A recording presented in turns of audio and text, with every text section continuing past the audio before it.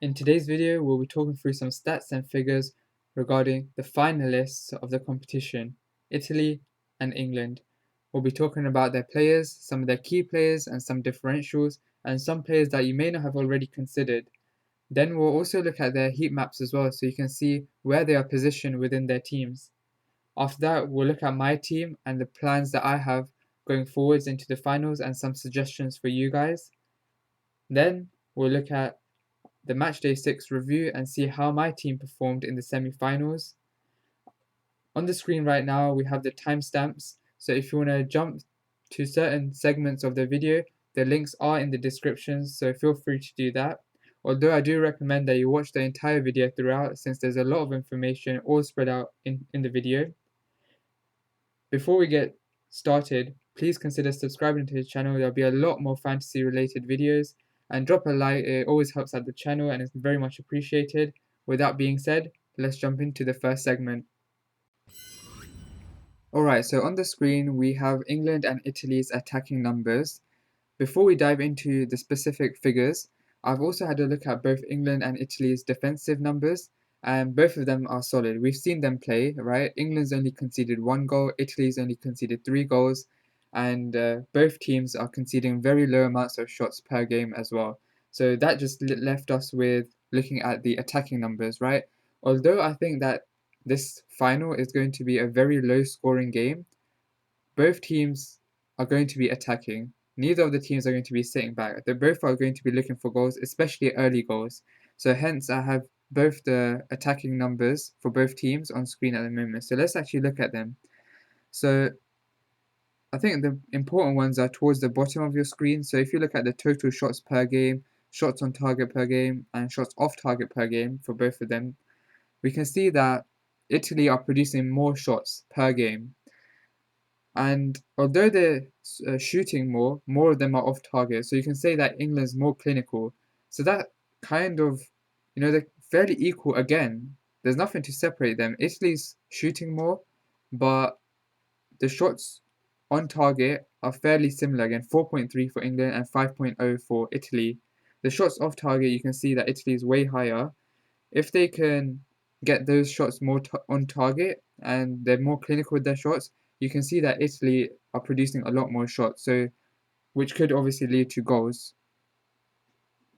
And if we even look at the goals from inside the box and goals from outside the box for both the teams, we can see that the total shots for Italy is a lot higher. For in the box, England have produced 42, of which they've scored 9, and for Italy, they've had 66 shots inside the box, which they've scored 8. So again, that just proves the point that England are a lot more clinical. However, Italy are producing a lot more chances and shooting more. And then obviously goals from outside the box as well, a lot more coming from Italy. And they're especially, the key thing is that they're scoring as well from outside the box, which England aren't. One more thing to point out is that if you look at the headed goals, which is towards the middle of the table for both teams, England have scored 5 headed goals, whereas Italy have scored none. So you can see how much of a threat England are on set pieces from free kicks and corners. We have, Maguire, Kane, Stones, all of these guys in the box, and they're getting goals from set pieces. Okay, so I've decided to pull up some of the defensive numbers as well, so we can have a comparison of that too. Alright, let me pull that up now. Okay, so here you can see on screen both the teams' defensive numbers now.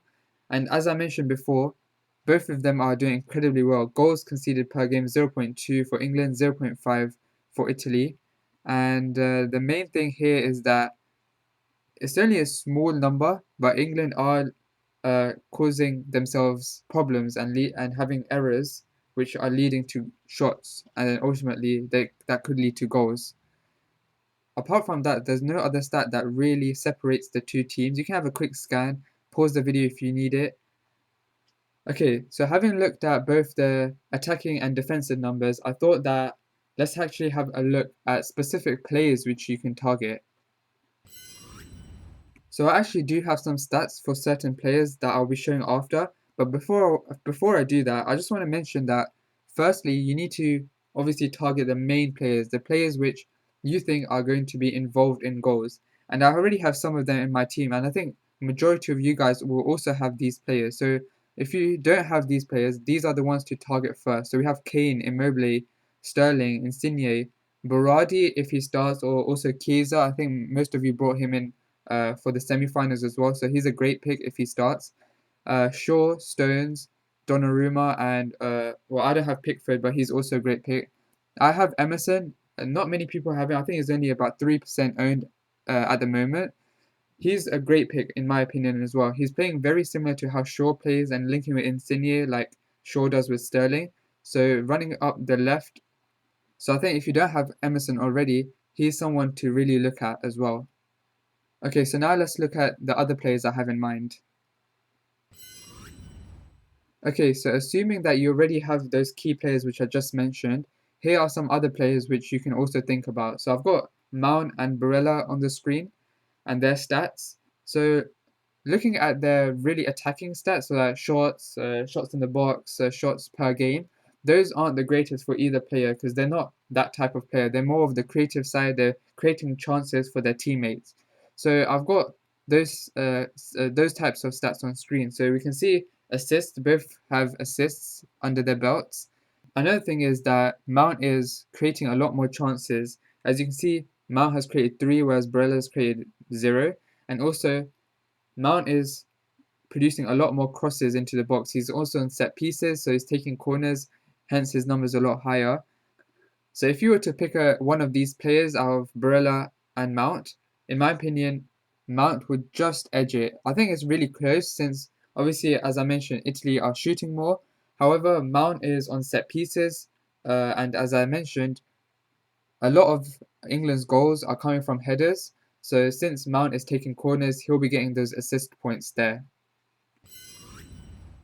Okay, on screen now I have both players' heat maps. As you can see, Barella does drop back a lot more than Mount does, and also Mount is a lot more in the box, right? He's linking up with Sterling, Saka if he plays, and Kane, and he gets into the box a lot more than Barella does.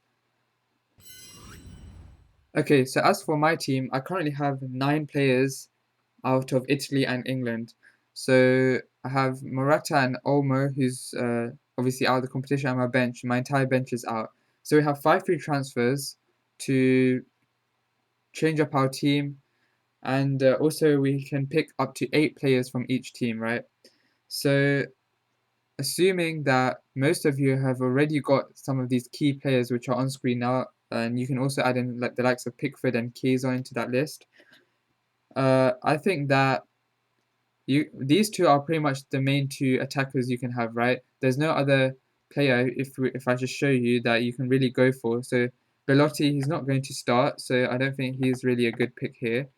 Rashford, he could come on, but again, he's not the best pick for this, and neither are the rest of the names on this list. So I think Immobile and Kane are just the two. So I think a 3-5-2 formation would probably be best for the finals.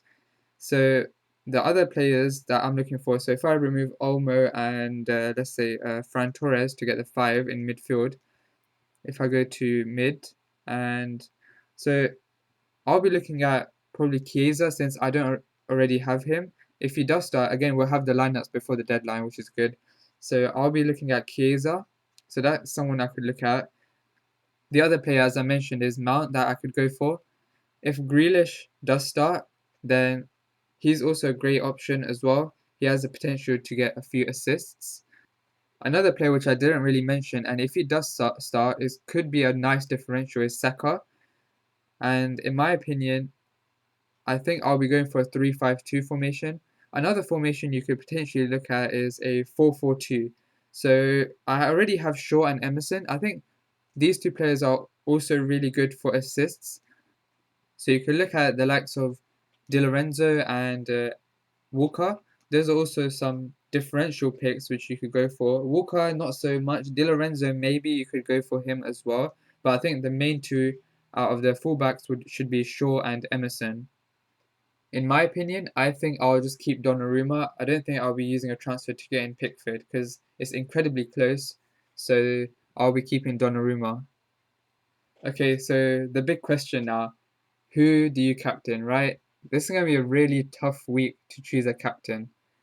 I don't think I'll be going for a defender, since, as I mentioned, I don't think there'll be a clean sheet for either team. So it's going to be either a midfielder or an attacker or forward. So I'm leaning towards an Italian attacker, probably Insigne. If Chiesa starts, I think he's a really good option, a differential option for captaincy as well. If you want to play it a slightly safe, then you could go for Kane, as he's on penalties as well. Insigne is going to generally be a fairly safe pick in this game as well. I'll make another video before the deadline regarding my final team selection and the exact players which I'll be going for and my exact captain later on in a couple of, maybe tomorrow I might upload it or the day after. So look out for that video as well, and I'll be explaining why I picked those certain players. Okay, so for those of you who are still interested in my semi-final team, this is how it performed. We got 39 points. It was an alright score for this week. It was fairly low scoring since a lot of us had double up or triple up, even four uh, England defenders, which obviously didn't keep a clean sheet. Initially, I had Emerson captain, which was actually a pretty good score of 6 points. I suggested that if your captain had 7 or more points in the first game, then you should just keep it as that, and that paid out really well. I mean, Kane only got 4, Sterling also got 4, so that was a good call there. I had 6 on Emerson, so I decided to gamble it on Sterling. Sterling had several chances. He could have easily had a hat trick, to be honest. On another day, he would have had 3 goals, but it is what it is, and so he got 4 points, which is a little bit disappointing, kind of moving it from 6, but it's not the end of the world. Apart from that, Morata coming off the bench getting a goal, and Olmo, he played incredibly well as well. Only 1 assist, but he played very well actually. Alright guys, I think we'll leave it at that. As I mentioned before, I'll be posting another video before the deadline for my final team selection with my captain, so make sure you subscribe to the channel so you don't miss out on that video. If you enjoyed the video, found it useful in any way, please like the video. Also, check out my Instagram, that'll be at the top of the screen. So I post frequently, multiple times a day regarding FPL, football, and all things fantasy over there as well. Apart from that, guys, I'll catch you guys in the team selection video. Take care.